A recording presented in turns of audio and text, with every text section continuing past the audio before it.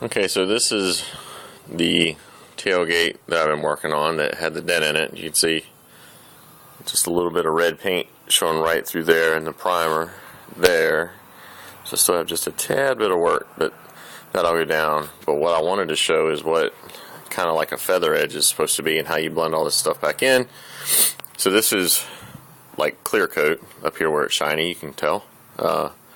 And then down we go, finer scratches. You can go a little more coarse, and then when you get to the primer, down here you can see that that's pretty milky along the edge, but right here where I taped it, you can see it's nice and sharp, and you can see like just a little bit of like still shiny red right there, so that has to all disappear so that it looks like that.